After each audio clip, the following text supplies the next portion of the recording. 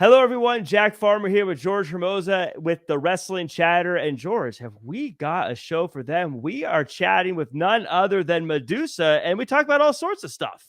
It's funny because I think, and we love doing this as well, but we don't kind of realize just how many legends we're talking to, right? Where Mm-hmm. you have Medusa, and people don't realize just how revolutionary Medusa is. You ask a lot of the women today, like who their inspiration was. Alundra Blayze, Medusa. Why? Because she did everything before there was something. Even before there was even a women's division, being out there, right? She did the AWA. She toured Japan, for goodness sakes, in the '80s, going, battling against some of the best women's wrestlers in all of the world. So yeah, this is pretty freaking cool, Jack.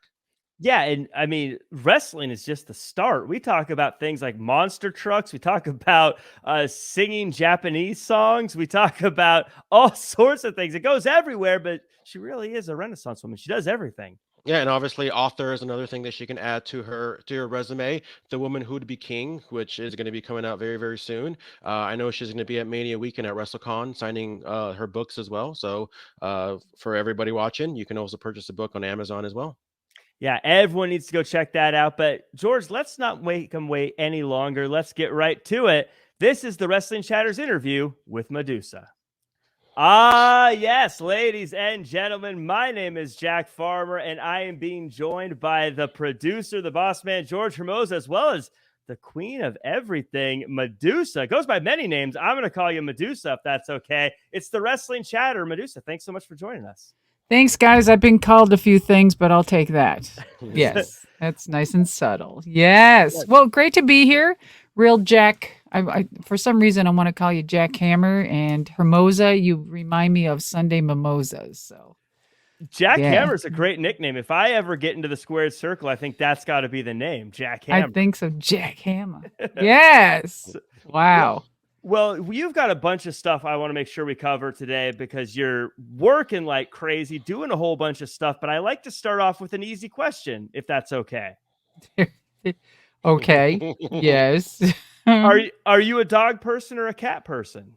Oh gosh, well, I was raised with cats and I'm now with dogs. So, and I am a master groomer, so I've had my own grooming salons for years and years. And the name of the grooming salon was Cool Cats and Hot Dogs, where the coolest cats and the hottest dogs are groomed.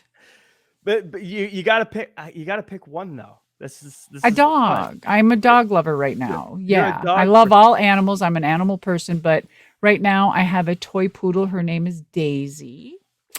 And she's about 4 pounds, 5 on a nice fat day. And she's amazing.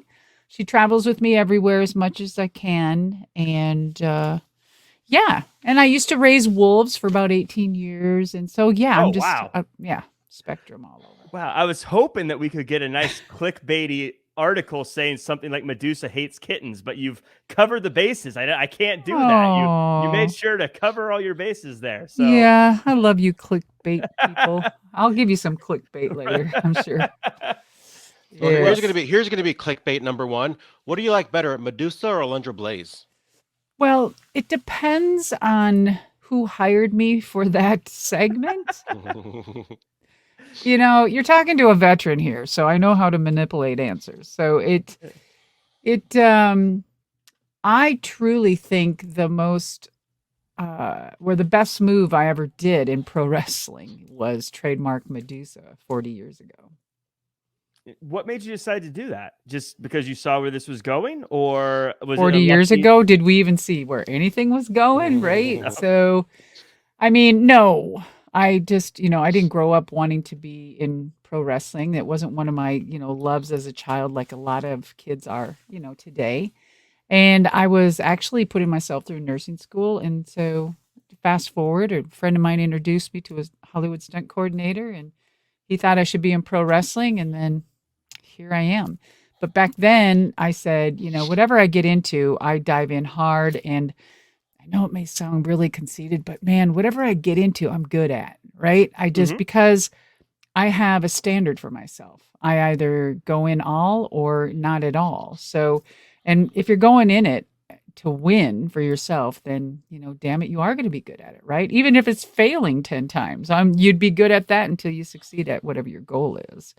So, yeah. And then right before I started, I just said, I'm going to do my due diligence and figure out what this wrestling crap is. And I'm coming from Minnesota, and it was the greatest water ever because there was so many greats that came out of Minnesota. Mm-hmm. We all know that. And I just, I looked up AWA, and I looked up all the old women, wrestling genre then, which wasn't too much. You had your Mullahs and your Joan Byers and da-da-da-da. And I said, I want to go to Japan. If I'm going to get into this, my goal is to go to Japan. So I started studying VHS tapes, and which are great. I still have a lot of iconic ones with my matches on from Japan days. And that's what I said. I said, that's it. Look at these Japanese people. They're amazing. And they take this seriously. So that's what I want to do. So I said, if I'm going to get over in Japan, I need a name. I need a name that is American, that they can chant, that is 3 syllables. And I'm like, gosh, USA, made in the USA, MAD Wow. USA. Dude. I never even put that together. And it's like who would really think of that until you're really, I'm just a business, I just marketing. And so, yeah. So I trademarked that puppy right away. Like here I am thinking that you look at people then turn into stone. I probably still could. Ask my husband. Little do I know, there's like a patriotic, kind of thing with that's. I don't know, that my mind is blown right now. Oh, well, that's good. That's good. And then and then it just took off from there. I lost everything in the first few years. 3 to 5 years working independence, and lived in my car. Then lost my car and was a little homeless for a while. Depleted my savings, didn't have nothing. So, and then I got that call from Wahoo from AWA, and that changed my life. So you have successes and failures throughout this. What I'm blown away by this. There's so much I want to go into here, but first off, if this was something you didn't necessarily want to be in, what made you push so hard to go so far in it and do so well? And especially in a situation where you're probably ruffling a ton of feathers doing this as well. I'm sure that people weren't just throwing their door open for you, but oh hell no! Are you kidding? The door was shut more than it was open. So walk me through this and the thought process of you saying, I wasn't really into this, but I'm going to kick your door down and I'm going to revolutionize the way this thing's work. What was your thought process through all this? Well, when Kai Michelson, he's a Hollywood stunt coordinator, and he did a lot of the stunts for Burt Reynolds with Dar Robinson. Amazing. If you ever sit late at night, look at Google, it's amazing people. Dar's passed away now, but Kai still living, still a very good dear friend of mine. And when he introduced me to it, I'm like, okay, because I was a real jock. I was athletic, gymnastics, track and field, and I'm a gearhead by nature. So I've got my Harleys, I've got my 4-wheelers and dirt bikes back in the day. And so my passion was, going fast. And so I knew that, when he introduced me to Ed Sharkey, oh Lord, I'm like, I can do this. I wanted to change the trajectory of women's wrestling from what I saw on a VHS tape where I wanted to go, how women were dressed. And I'm like, I'm going to put a little sexism in it, but I'm going to be for real, damn it. So, and that's what I did. And I just, like you say, revolutionized. It was the competition part of throwing in all this gymnastic stuff and watching the Japanese, and and then it happened. To follow up on that, this is obviously with pro wrestling, a lot of people are independent contractors and they're representing themselves. And something I've noticed, not just in wrestling, but in the world of people who do this, they always have problems trying to figure out how to ask for more. And so I'm curious if you'd be okay talking about it. What led you to asking for a raise for the first time? And what was that like? When did you know what? I've been doing this. I'm good at it. I deserve more. What led you to that? Well, it led me from the first time I stepped into the business, because I saw how women were treated and handled and positioned.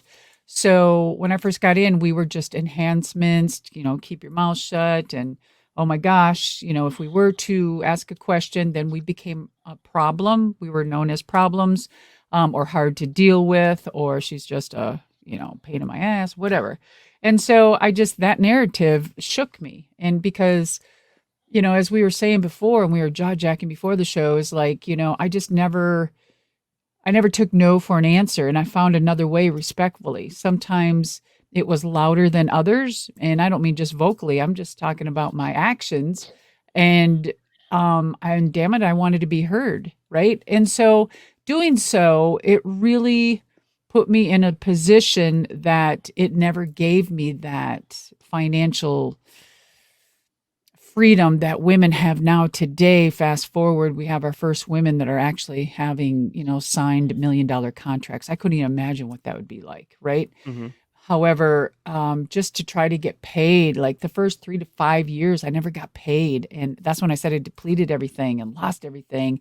And then when I first got to Vern and had my match there in San Francisco at the Cow Palace, my first paycheck was $800. And I was like, I was so far in debt, and I owned so much money in the IRS, and I owned it. So my first $800 check, I went and bought like tombstone markers because I didn't know where half of my family was. So I took that money and bought that, and then I just, and then I escalated from there, and Vern was so good. He paid, I felt that it was good, probably because I had nothing. But $800 back in the 80s, way before you guys were born. I mean, to me, that's a lot of money for a 10-minute match with Sherry Martel.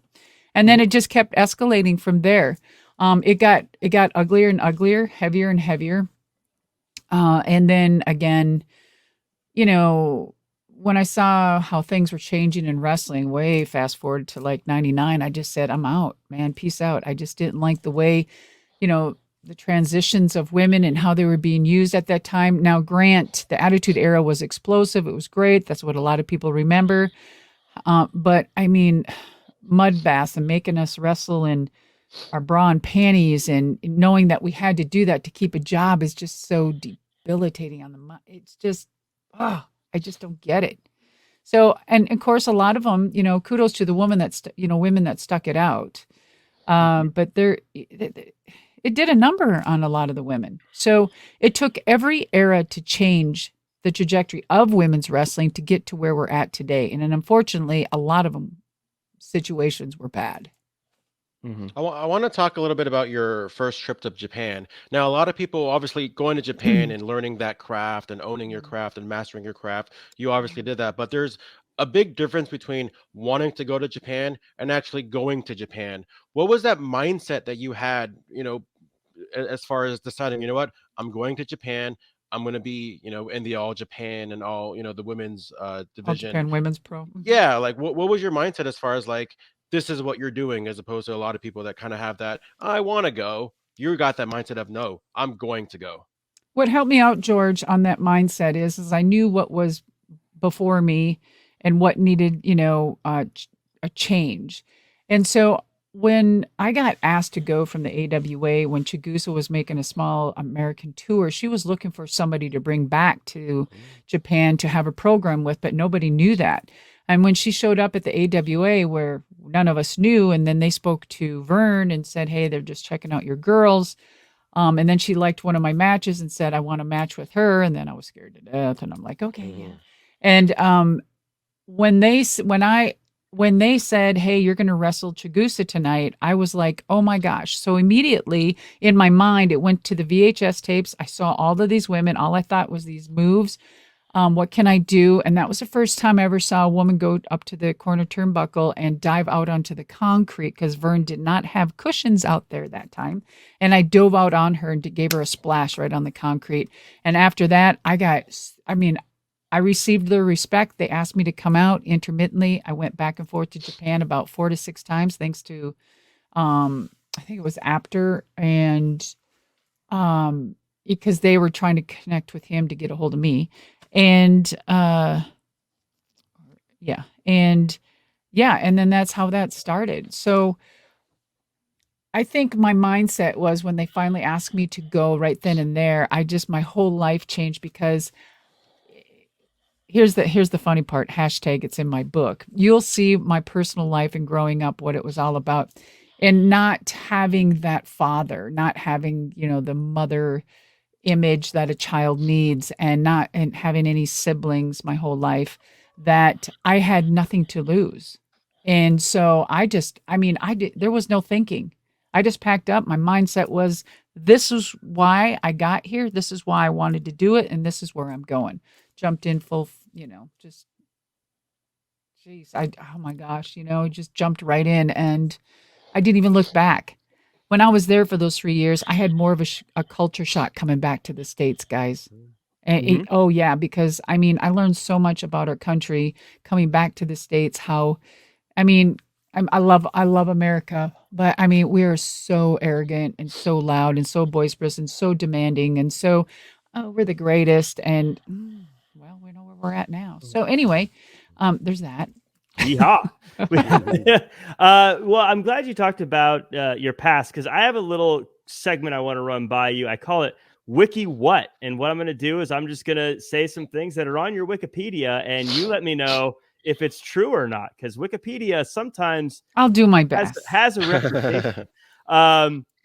Now, you're made in the USA, Madusa, but it says on Wikipedia you were born in Italy. Is that true? It's in my book. It's in the book. Also, it says that at age 14, you worked at Arby's. Is this true? It's in my book, but yes. That is true. Okay, so there's a great story about that in there. Do you still eat at Arby's? Not now with all the processed crap. Let me tell you, when I worked at Arby's, I remember 14 guys. So I remember them bringing in the big sludge. Real freaking things of that roast beef. It was real meat, and you just smelled it, and the aroma filled the room, and it was just real roast beef. And by the time I left, I think even then, the meat started to change. Like, it was this weird, when they sliced it, it was all put together perfect, and it was plastic looking. Oh, I can imagine what it is today. Yeah. I have two more here for you. Okay.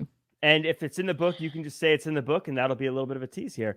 You trained Tori Wilson, Stacy Keibler, and Molly Holly at the WCW Power Plant. Oh, yeah, that's a known fact. Mm-hmm. And last of all, but it's in my book. You have a Japanese singing album. I don't know about album, because back then in 88, 89, I think it was like 10, 15 years later, then we had CDs here. That's how advanced they are. Yeah. And they weren't the regular CDs. They were on these CDs this big. Huh. Whatever. They're about that big. And so, yeah, a single. Mm-hmm. I can't sing worth crap, though. They'll market you to anything. So, Well, here's a news flash. A lot of people today can't sing either. So. Right. Well, I was going to ask my last follow-up, and then George, I know you've got some, but what's your go-to karaoke song then? You are a published recording artist. What's your go-to karaoke? Mimi o shumashite guran nana kiko aru. That's my single. Yeah. Okay. Love it. So we it is in your book, which a book is going to be coming out. If you're watching this before March 28th, it comes out March 28th. Guys, I got some big heading.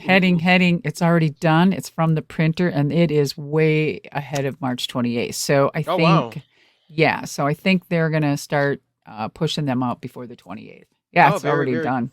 Well, so with that said, now if you're watching this before March 28th, do you plan on doing anything? Or first off, are you going to be in Los Angeles for Mania Weekend? And do you plan on doing anything as far as maybe like a book signing, anything like that? Yes. Well, book tours are kind of dead. You see how things have changed. I'm going to do some intermittently, through the United States, pick a few little towns and whatever. But my first kickoff for my first signing of my book is going to be WrestleCon. So I will be there Friday from 9 to 2. And then my movie premiere that I did last year, they're going to be premiering it there Friday night. So I'll be there for that as well with some of the cast, and we'll be signing our movie poster. And then on Saturday from 9 to 2 as well. Speaking of the book, Paul Heyman did the foreword for the book, which I'm very excited to see. He is someone who I believe is just incredible with words. Obviously, you agree he's did your forward. I want your opinion on this. I go out on the limb here. I think Paul Heyman is the greatest wrestler on the mic ever. I put him in the GOAT category, number one. Am I Yes. out of my mind for saying that, or do you? No. I agree. I think that I would love, God bless Bobby Heenan, and I would love to see like they do a like a whatever they do A little back and runoff. forth. Yeah, and like a Heenan to a Paul Heyman to a Jim Cornette. I mean, it would be fantastic, wouldn't it? Absolutely. So, oh my gosh, and I love Paul. He's one of my dearest best friends, and yeah, I was really excited. He's like, Deuce, of course I'll write your forward. I'm like, oh, well, you can't ever assume anything in life, otherwise, you might as well forget it. Right. And he's like, oh no, I'd be mad if you asked anybody else, right? And so, he goes, do you have a title for the book yet? And I'm like, I've got 3, and I just don't know which one. And he's like, The Woman Who Would Be King. I'm like, what? Oh my gosh, that is so perfect. And so, there's the title. So, right for Paul too. I mean, what a mind. Mm-hmm. When you guys were in the Dangerous Alliance together, did you see, glimpses of how great he can be? Or was that more of like he progressed as time went on? Oh, he always progressed as time went on. Paul was less polished, but the same in AWA. You know what I mean? So we go way back, and he just kept getting better and better and better. The man is just untouchable. So good. Now, obviously, he's a big part of the WWE right now as far as what they're showing on air. You were a part of what they were showing on air recently, Raw 30. Very cool to see you there. What is that like when a legend like yourself gets that phone call? Is it just a phone call and you show up? Is there how does that? Is it like Triple H that calls? Like, how does that work when you get booked at this point when you're a legend like this now? Well, I mean, I've been working with them for a long time, so that the transaction between our conversations are pretty normal. If it's a text or, hey Blaze, what are you doing? Like, are you open this time? Or an email or a phone call, like, hey, what's up? So I mean, it's pretty cool like that. It's just like normal people. Where I know, people love to hear stuff like that. And then, when you get a text, you BS back and forth for a little while, what's going on. And, as far as Raw 30, it was pretty cool. I was the only woman legend there. So that was pretty amazing. Poker. Okay. I don't know how to play poker, but it was scripted. All right. And, we had a lot of fun. So I thought, I'm going to bring, not even say anything. I'm going to bring the original WWE title. And I did.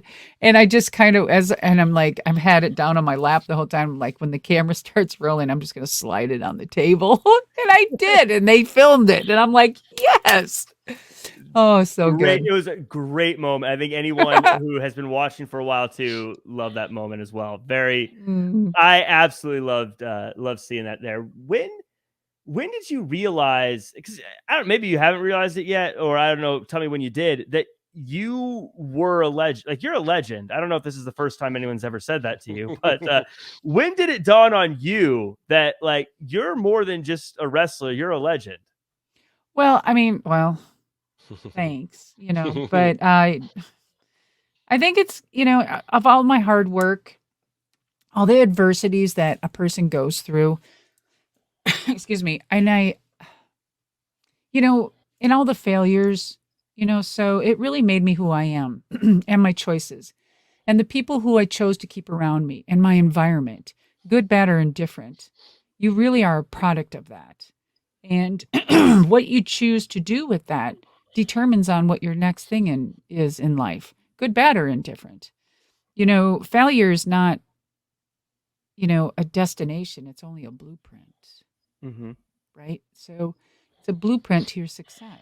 So I mean, it's an honor, and I milk it as much as I can when it comes to going and working with them. They gave me the title legend, so I'm going to use it. Yes. Otherwise, I've always separate my business life and my personal life totally separate. So if you were to come to my house, you would never, ever have known my whole 40-year career of what I did. If it was 20 years of monster trucks or if it was the whole thing of wrestling. There was never one picture up. There was never one Hot Wheels monster truck up. There was nothing. And I learned that a long time ago that I've seen a lot of talent never let go of their characters. So, and sometimes they sunk and they got lost in it. And a lot of them aren't here today and chose other paths. And I saw and I learned by some of the greats and what to do and what not to do. And thank God. I mean, every time I wake up, I thank God for another breath. Mm-hmm. You do a lot here, and I mean, when I say you do a lot, it's a little crazy. You did Raw 30, all well and good. That's one day. You're also working with NWA. You also, of course, have done the monster trucks. You're acting. You've got Cauliflower Alley Club. Mm-hmm. But as you said before, and I believe you because the proof is in the pudding, you throw yourself all the way into everything. When a new opportunity comes up, how do you decide whether or not you're going to do it at this point? Because you're doing a lot, and it seems like you're doing very well at all of it. Well, again, I mean, what people see on this side or on social media is totally different what's happening behind the scenes.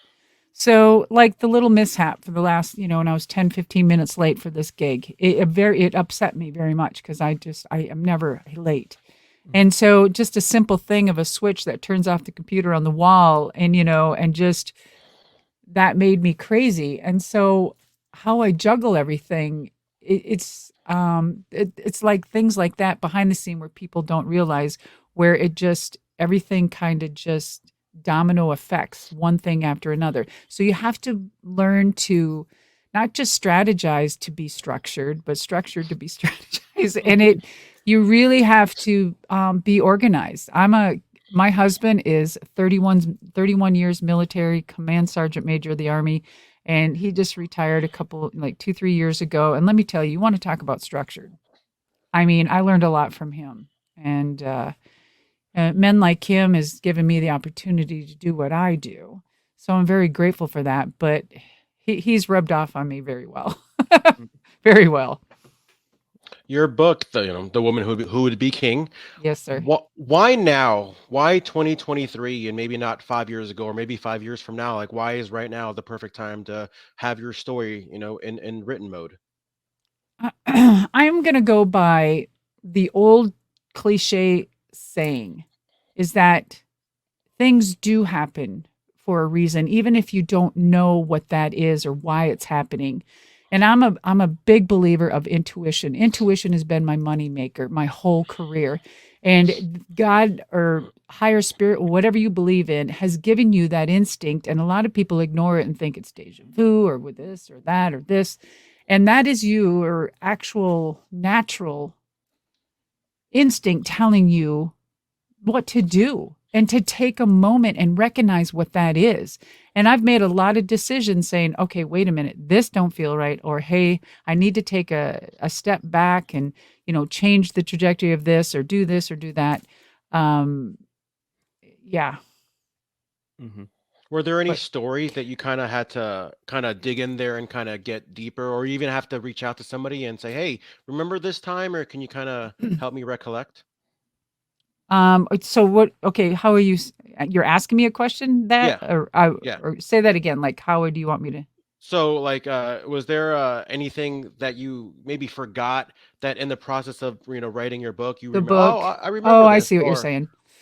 Well, hell yeah. How do you get 40 years in one book? You don't, and the book I've been trying to write for, forever. There was three attempts of me trying to publish it.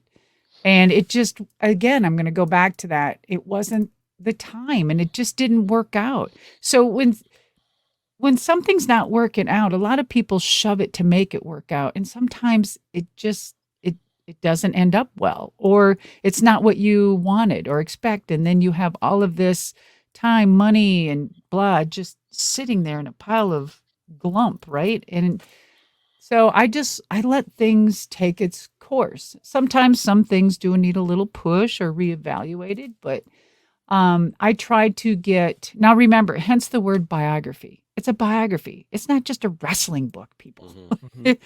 You've got monster trucks, which I gave a little bit more to the monster trucks because people, 20 years, not too many people are privy to the monster truck industry of Monster Jam, right? So I really engaged in that. And wrestling, I'm probably going to write a couple more books. I'm going to choose chapters, and I can probably write a book on every damn chapter. And because there wasn't enough pages, it's over 300 pages, guys.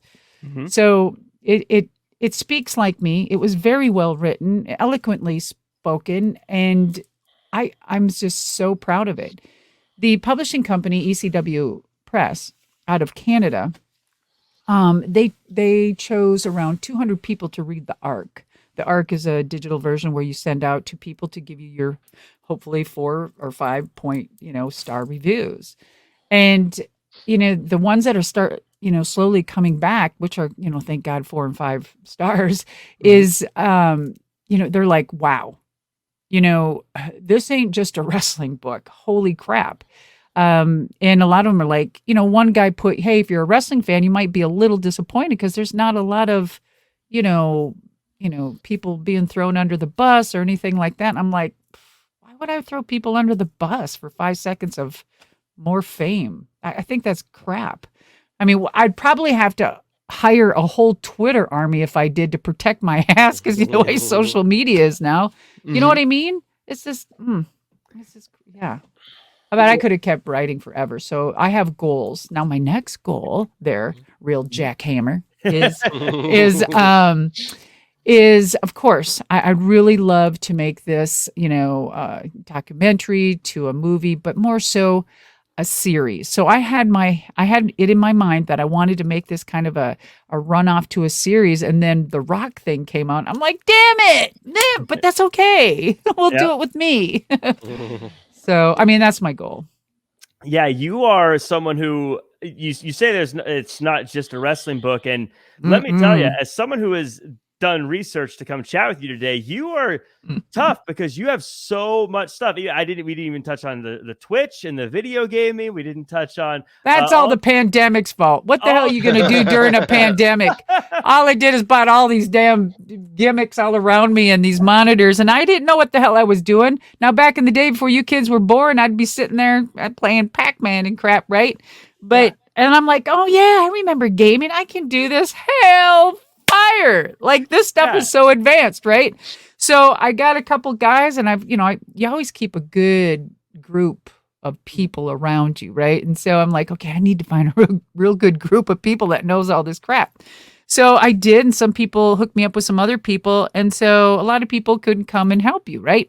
So I got all this equipment, and I had to build my own tower with my laptop camera and them showing me laying on the floor putting all this crap together. And I was like, it was the greatest thing, man. It was great. It's incredible to see the stuff you've done and the stuff you're still working on. Also, I just want to say, as I've done this research, I really appreciate it. You're such a positive person. I didn't see you say, I couldn't find a negative thing about you or anything you said. And I think that's really cool.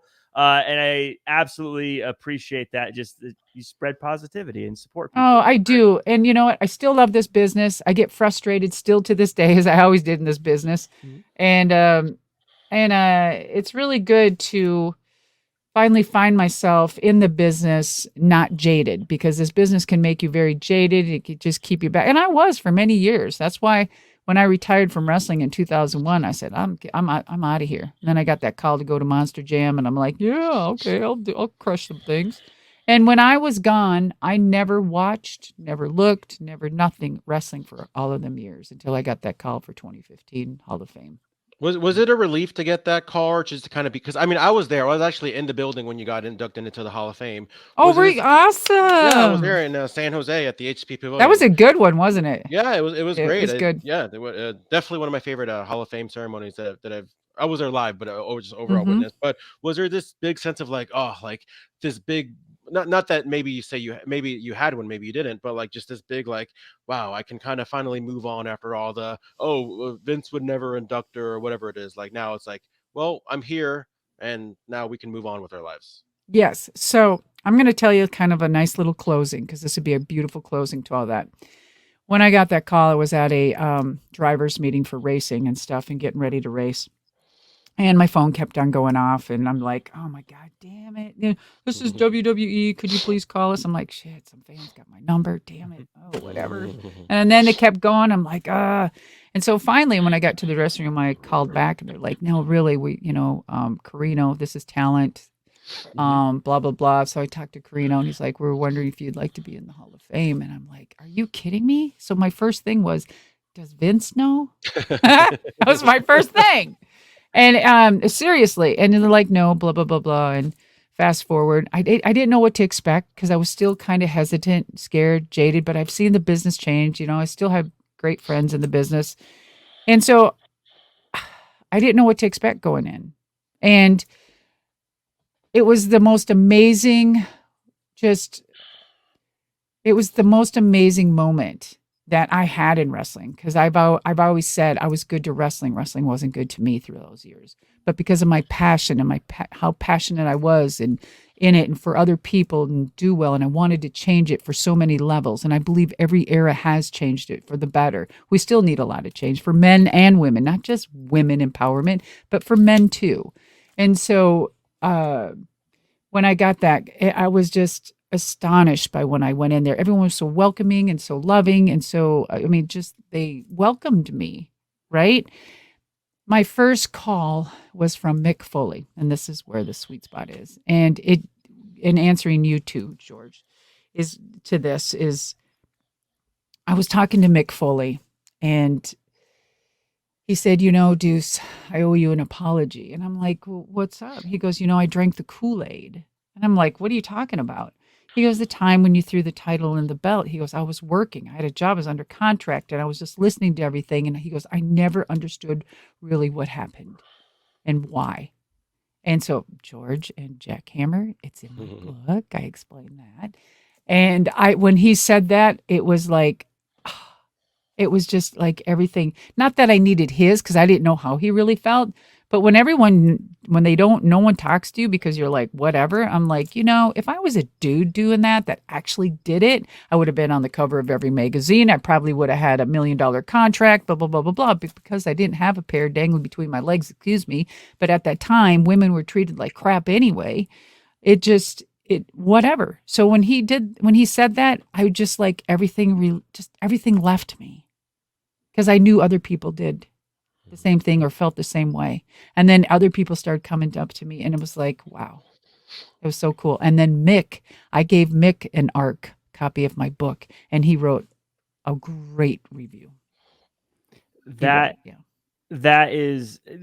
feel like I know we're running late here, and I apologize. I thank you so much for your time. I feel like we could chat with you for hours, but I feel like a lot of my questions are going to be answered in the book. Madusa, the woman that would be king, it'll be available where all books are sold. Well, right now, if you go to Amazon for your pre-order, it'll secure you for the hard copy. Absolutely. Yes. Mm-hmm. So go to Amazon, get the hard copy now, get the pre-order, as well as website, anything you want to plug before we go, that where people can follow you, check you out. Madusa, Madusa.com. Yep. Got it. Yep. That's Madusa.com. Go to the website. Everything is on there. Or if you go to the Instagram, which is Madusa as well, you just click on the link tree thingy and it'll take you everywhere. Well, Madusa, thank you so much for your time. I can't tell you how much it's appreciated. My name's Jack Farmer. He's George Hermoza. This Jack is Hammer and Hermoza with the mimosas, baby. And right back at you. And thank you for having me. I appreciate you guys so much. Thank you. Wish you much.